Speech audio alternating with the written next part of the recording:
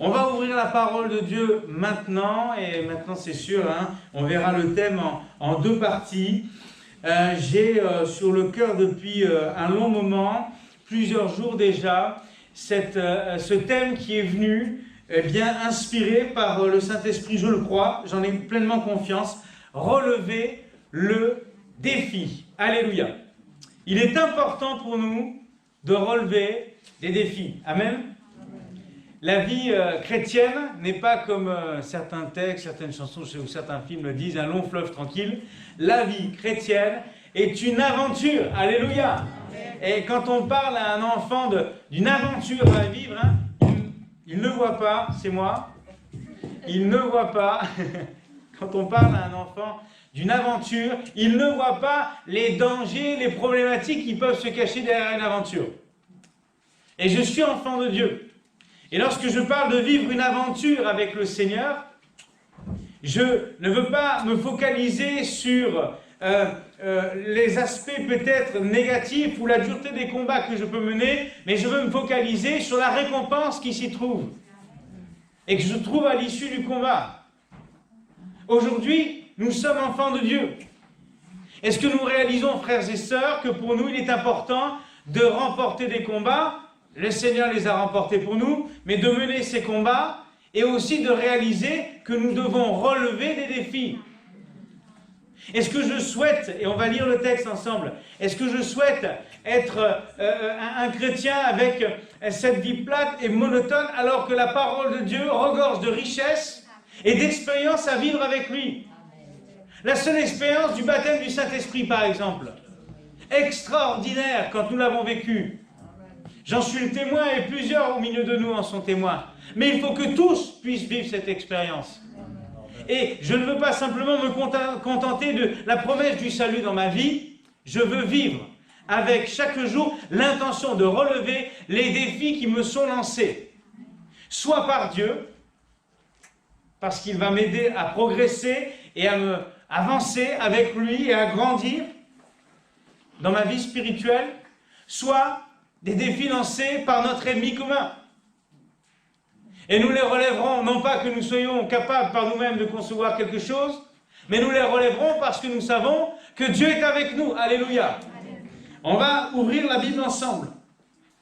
Très important d'ouvrir les Écritures, frères et sœurs, et de les lire, de les comprendre. 2 Samuel, chapitre 21.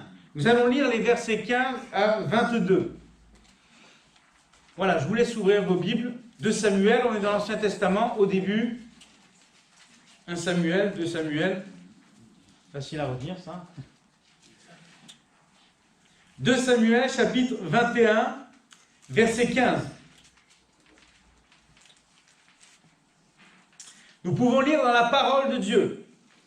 Les Philistins firent encore la guerre à Israël. Encore. David descendit avec ses serviteurs et ils combattirent les Philistins. David était fatigué. Et Jikbi, Benob, l'un des enfants de Rapha, eut la pensée de tuer David.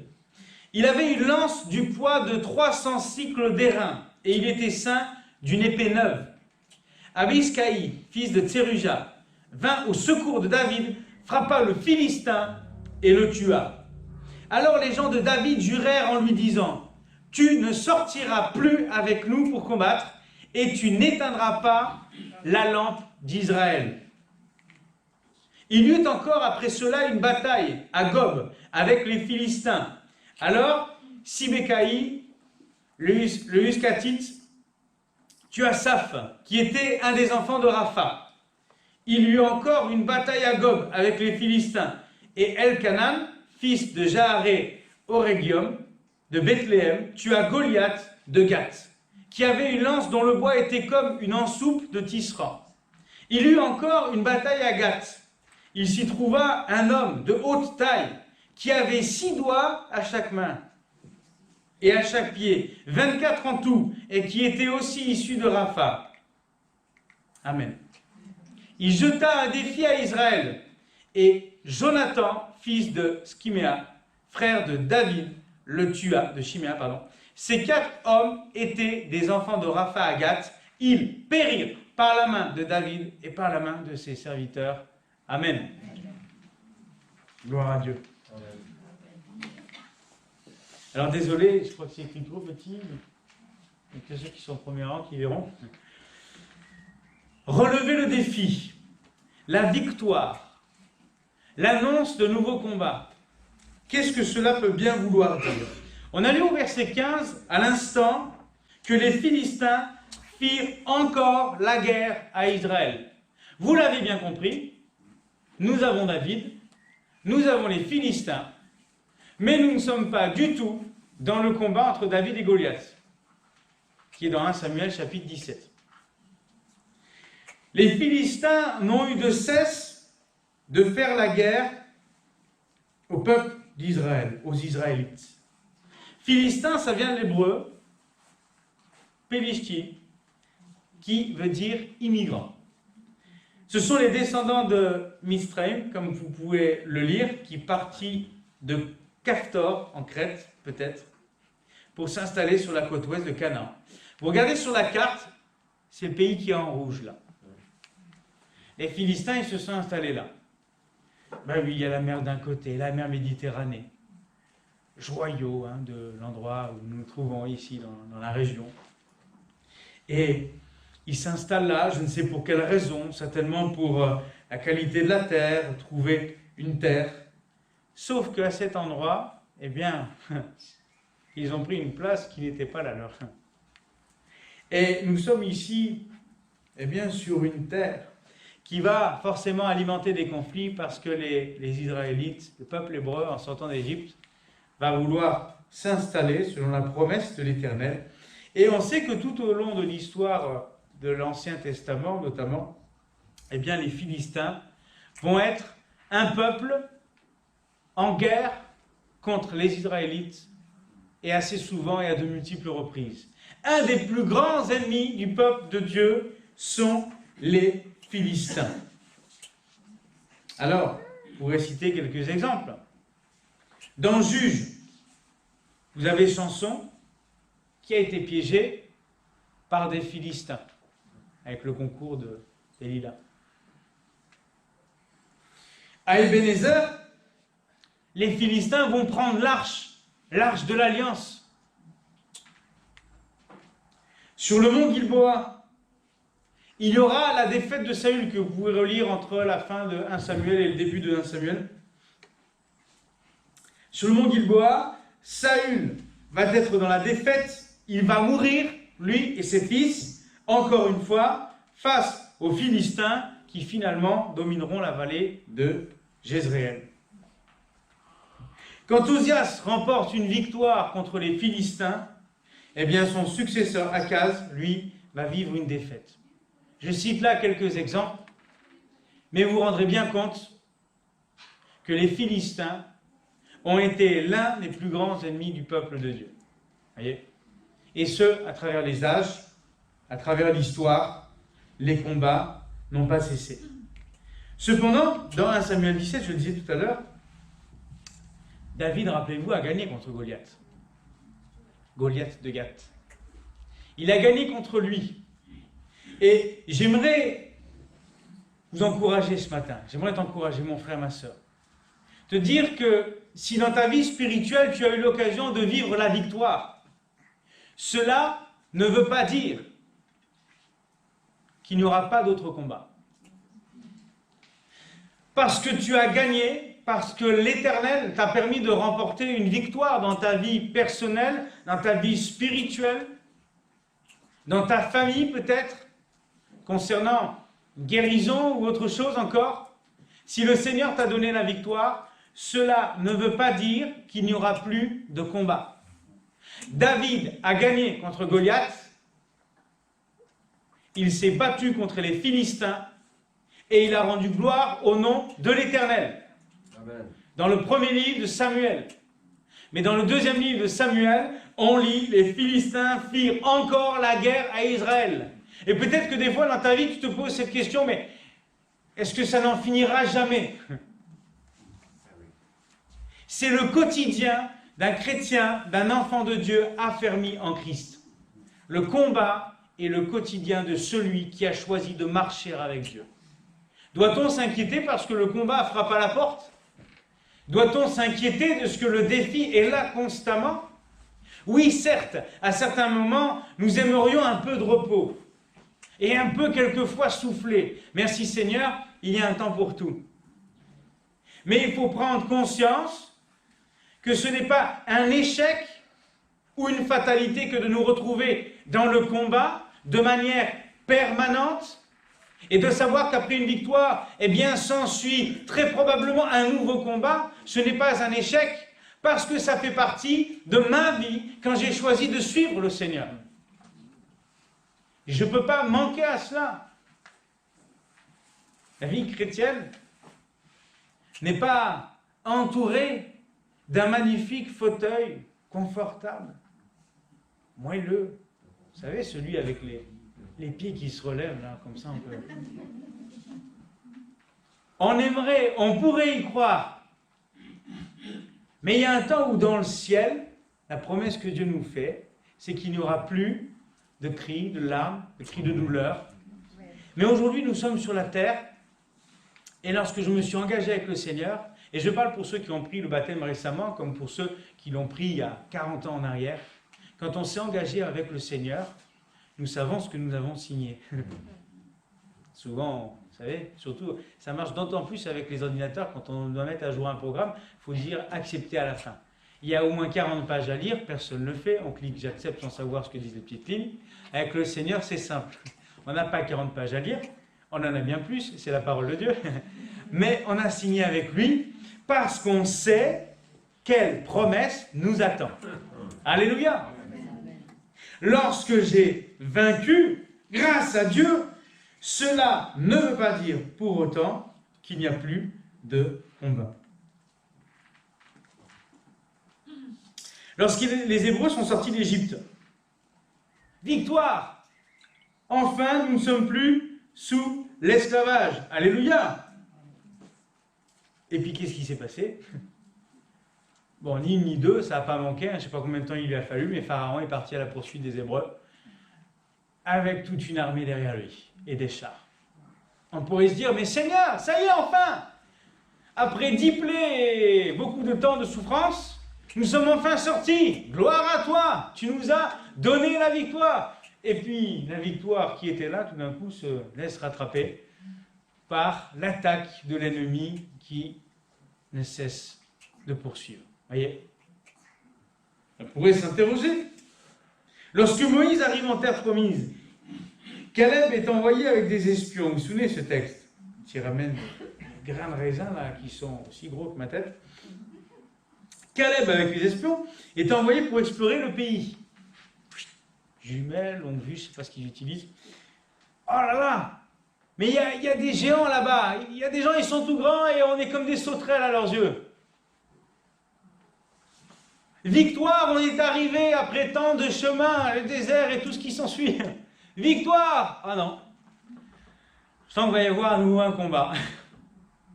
Il est là, on le voit, il est présent. N'était-ce pas la promesse? Faut-il encore combattre? La Bible dit, dans Matthieu chapitre 24, verset 13, « Celui qui persévérera jusqu'à la fin sera sauvé. » Alléluia. C'est pas marqué « Celui qui a vaincu une fois est tranquille pour tout le restant de ses jours. »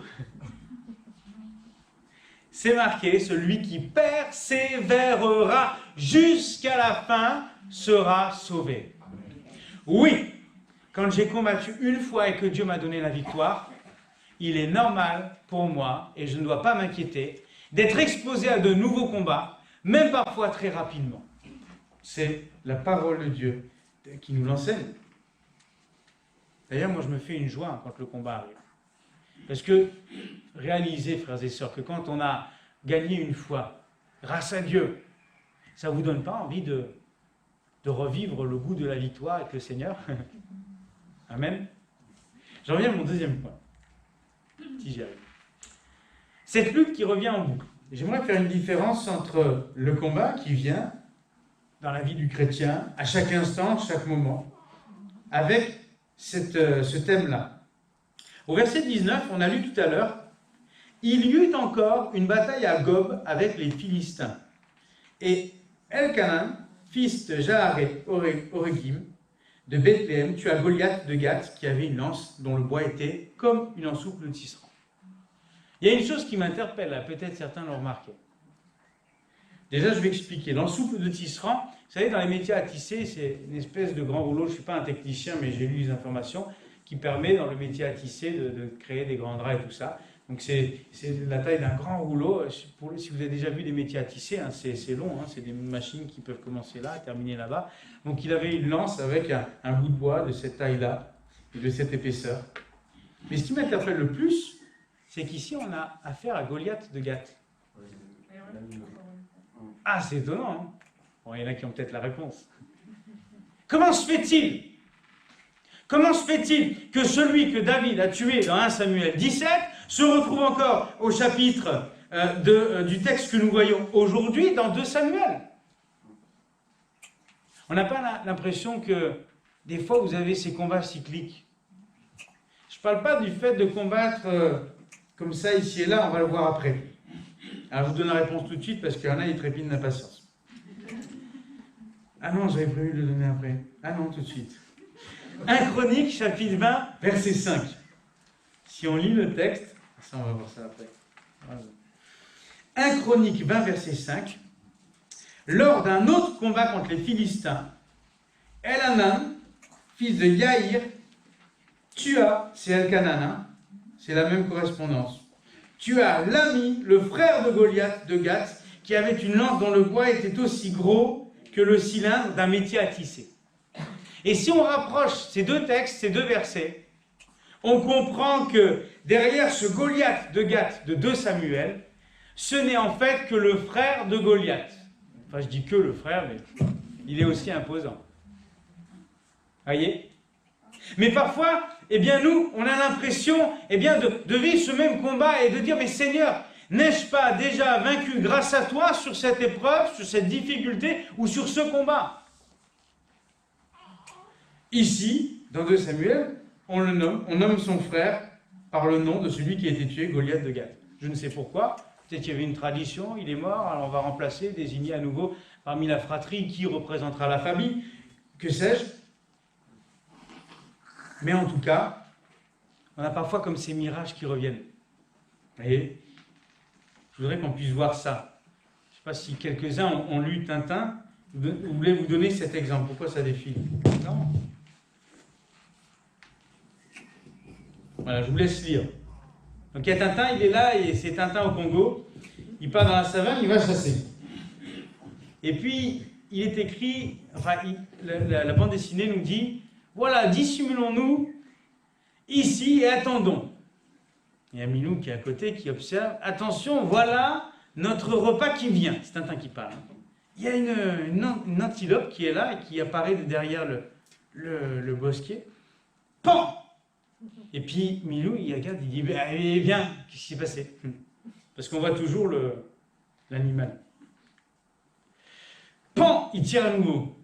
Mon pauvre Tintin, tu n'es pas en forme. Hein, c'est Milou qui dit ça. Hein. Tintin, il comprend, à chaque fois, la bête est toujours là. Je n'y comprends rien. Et Milou qui répond, dis-moi, est-ce pour aujourd'hui ou pour demain?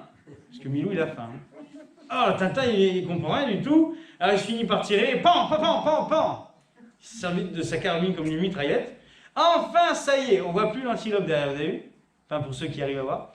Mais pourquoi, dis donc, m'a-t-il fallu 15 cartouches pour abattre cet animal? Vous savez, ce combat qui revient sans arrêt. On a l'impression de combattre la même chose tout le temps en permanence. Hein? Ben là, vous avez compris?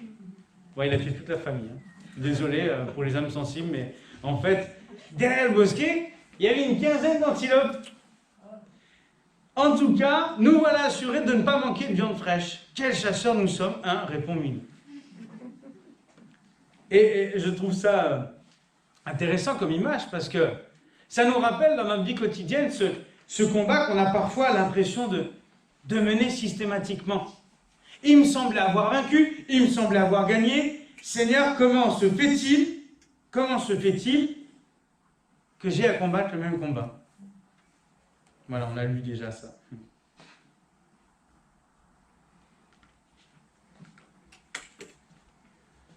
Dans 2 Corinthiens, au chapitre 12, au verset 7 à 9, il est écrit, et c'est Paul qui parle aux Corinthiens, « Pour que je ne sois pas enflé d'orgueil, à cause de l'excellence de ces révélations, il m'a été mis une écharpe dans la chair, un ange de Satan pour me souffleter et m'empêcher de m'enorgueillir.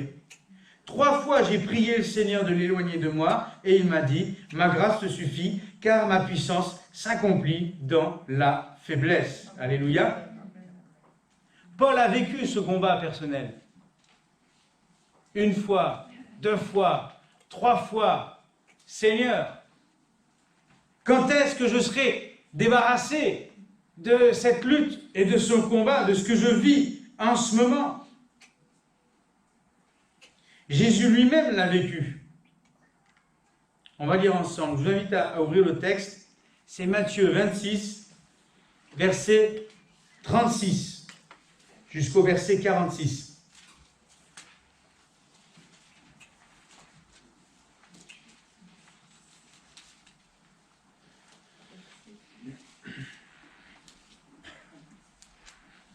Matthieu 26, verset 36.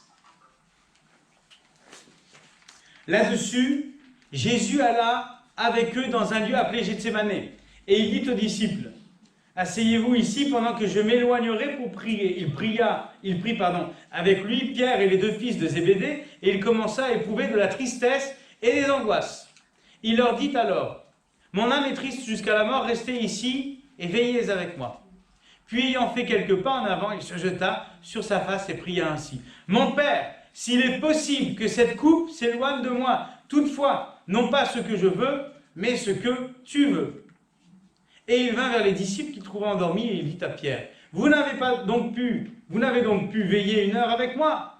Veillez et priez afin que vous ne tombiez pas dans la tentation. L'esprit est bien disposé, mais la chair est faible. » Il s'éloigna une seconde fois et pria ainsi, « Mon Père, s'il n'est pas possible que cette coupe s'éloigne, sans que je la boive, que ta volonté soit faite. » Il revint et les trouva encore endormis, car leurs yeux étaient appesantis. Il les quitta et s'éloignant, il pria pour la 3e fois, répétant les mêmes paroles, puis il alla vers ses disciples. Il leur dit, « Vous dormez maintenant, et vous vous reposez. Voici le reproche, et le Fils de l'homme est livré aux mains des pécheurs. Levez-vous, allons, voici celui qui me livre s'approche. » Jésus l'a vécu dans le combat qu'il a mené, la prière, cette fameuse prière à Gethsémane. 3 reprises, il a prié, 3 reprises, il a demandé de l'aide des disciples. On ne doit pas abandonner mais persévérer. Notre ennemi restera toujours le même. Chaque combat se fera contre lui, contre les puissances, les dominations et contre le monde des ténèbres. Voyez? Ça, c'est important. J'aimerais qu'on puisse faire la différence entre le combat cyclique et le combat à l'instant T. Voyez? Tout à l'heure, je disais, à chaque victoire, il faut se préparer à un nouveau combat. Mais je n'ai jamais dit que ça devait être le même combat systématiquement. Vous comprenez? Une fois, je prierai pour la guérison. Une fois, je prierai pour que mes proches soient à Christ. Une autre fois, je vais être touché dans ma personne, blessé par peut-être le propos de quelqu'un ou une autre chose. Et je vais devoir prier, remettre ces choses entre les mains de Dieu. Une fois, je vais tomber, je vais pécher, je vais m'en rendre compte. Et je vais devoir demander pardon au Seigneur. Le combat prend différentes formes. Amen. C'est vrai. Et nous devons continuer de combattre. Mais ici, je voudrais parler de ce combat qui vient de manière cyclique et à l'image de ce Goliath de Gath qui semble être ressuscité. Il n'en est rien, c'est son frère. Mais voyez, nous n'avons pas à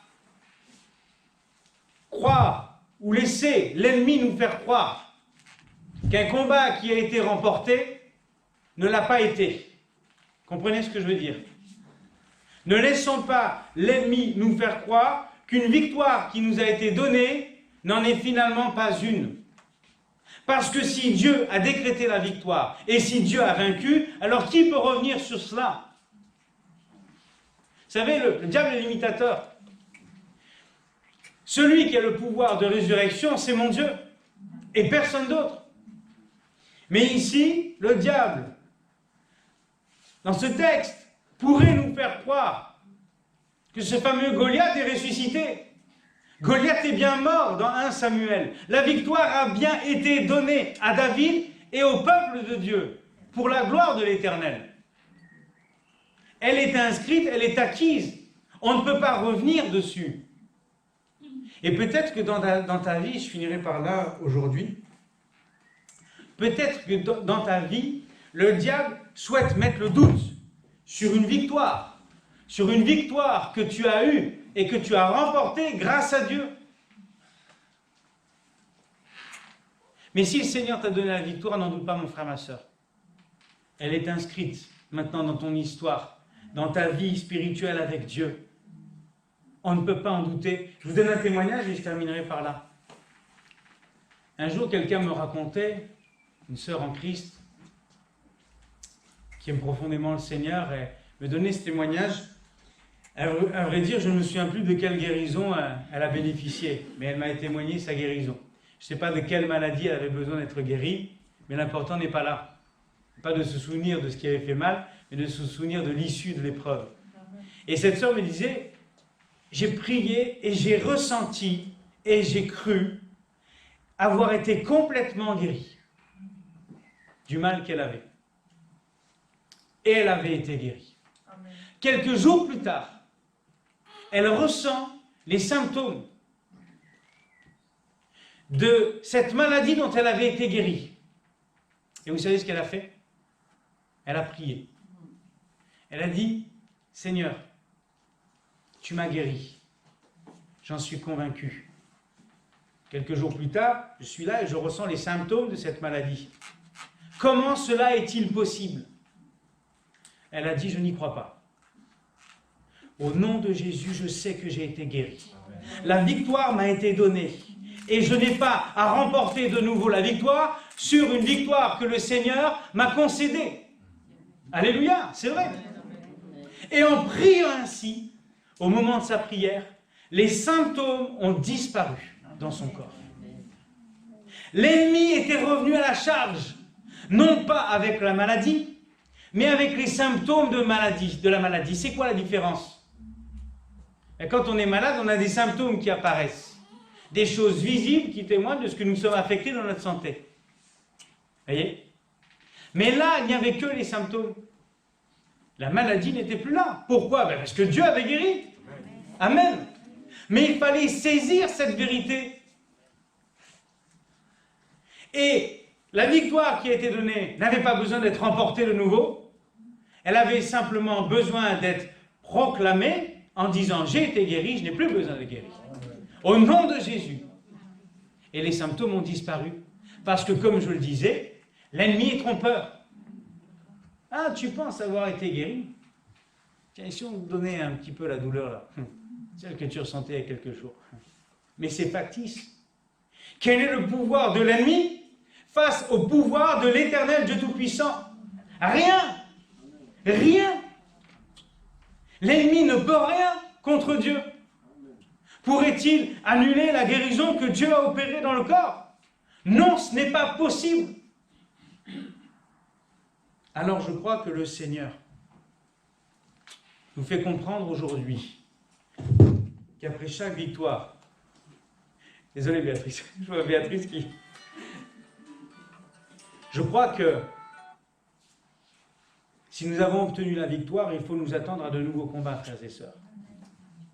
Mais ne combattons pas de nouveau quelque chose pour laquelle Dieu nous a déjà donné la victoire. Amen.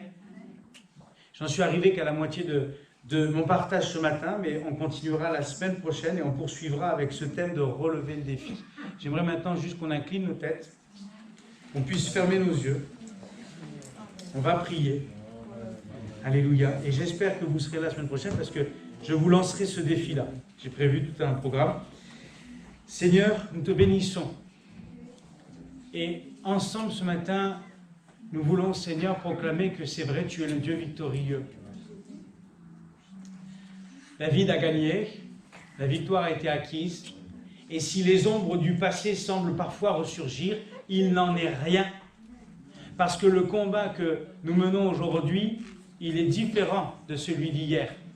Il y a de nouveau une victoire à saisir, donnée par notre Seigneur Jésus-Christ. C'est la vérité biblique.